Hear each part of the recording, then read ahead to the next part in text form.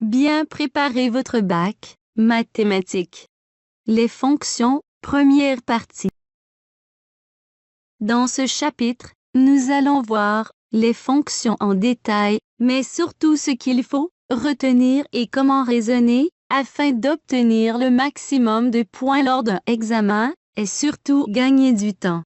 Et pour avoir le bon niveau et la bonne base, on est obligé de passer par les généralités des fonctions, histoire de connaître les définitions. Au cours de cette première vidéo, nous aborderons en premier les rappels. 1. Fonction. A. Définition. L'écriture y égale f de x signifie que y est l'image de x par f. Qui veut dire f est défini sur R ensemble de réels, et x a une image, f de x ou bien y. Ou, des ensembles de réels, c'est l'ensemble de définitions de f. La définition appropriée c'est d'associer, à chaque réel x, de D, un unique réel. Donc on peut écrire, y égale f de x. X a une image, f de x ou bien y. B.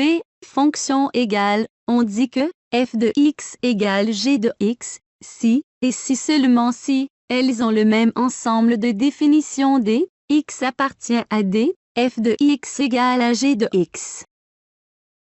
2. Représentation graphique. Pour faire une représentation graphique, sur un plan muni d'un repère, il faut prendre en considération l'abscisse x, appartient à l'ensemble de définitions f. L'abscisse y est l'image de x par f telle que y égale à f de x. On prend notre fonction, et on donne des valeurs à x, pour obtenir des y ou f de x, comme ça, on aura plusieurs points, qui forment notre représentation. Sachant que, le graphe de la fonction, est un ensemble des points de M, de coordonnées, x et f de x, bien sûr où x est un élément de D. Exemple, on a comme exemple, f de x égale, x moins 2 le tout au carré.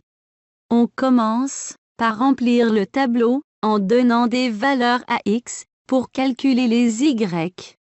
On sait que f est défini sur tout l'ensemble des réels sauf 2. Alors pour x égale à 0, y égale à 4. Pour x égale à 1, y égale à 1. Pour x égale à moins 1, y égale à 9. Pour x égale à 2, y égale à 0. Les résultats sont représentés dans le tableau suivant. Donc on représente dans le plan O, I, J les points x0, 0,4, x1,1, 1, x2, moins 1,9, x3,2, 0.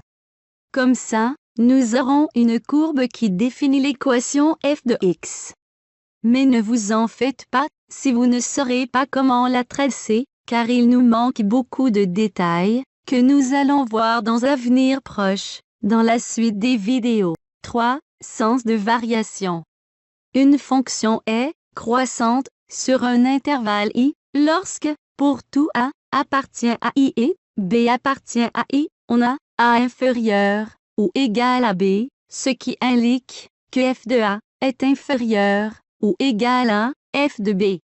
Une fonction est décroissante sur un intervalle i, lorsque, pour tout a appartient à i et b appartient à i, on a a inférieur ou égal à b, ce qui implique que f de a est supérieur ou égal à f de b. Une fonction est strictement croissante sur un intervalle i, lorsque, pour tout a appartient à i et b appartient à i, on a a inférieur à b, ce qui implique que f de a est inférieur à f de b. Une fonction est strictement décroissante sur un intervalle i lorsque, pour tout a appartient à i et b appartient à i, on a a inférieur à b, ce qui implique que f de a est supérieur à f de b. Une fonction est monotone sur un intervalle i, lorsque f est soit croissante sur i, soit décroissante sur i. Exemple, pour éclaircir un peu ce qu'on vient de dire, déterminer le sens de variation sur moins l'infini. 3. De la fonction suivante, f de x égale moins x au carré plus 6x moins 1, on va simplifier l'écriture de f de x, juste pour utiliser le théorème de rangement. F de x égale moins x au carré plus 6x moins 1 égale moins facteur x au carré moins 6x plus 1.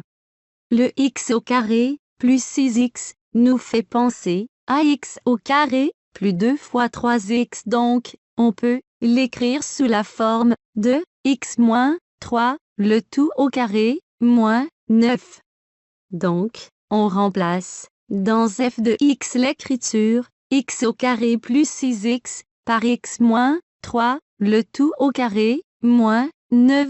On aura f de x égale moins facteur x au carré moins 6x plus 1 égale moins facteur x moins 3 le tout au carré moins 9 plus 1. À la fin, nous obtenons f de x égale moins x moins 3 le tout au carré plus 8. Là, on utilise le théorème x1 inférieur à x2 inférieur ou égal à 3 inférieur ou égal à 3. Tout simplement parce que c'est sur un intervalle moins l'infini. 3.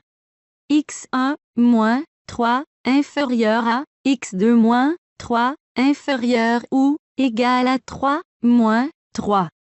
x1 moins 3 inférieur à x2 moins 3 inférieur ou égal à 0. On met le tout au carré, nous aurons x1 moins 3 le tout au carré supérieur à x2 moins 3 le tout au carré.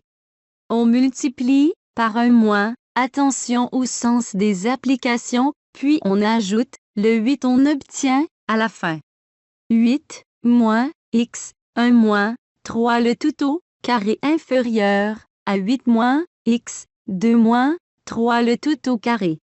F de x1 inférieur à f de x2. Donc pour tout x1 qui appartient à R, x2 qui appartient à R, x1 inférieur à x2, f de x1 inférieur à f de x2. F est strictement croissante. Fin de la première vidéo.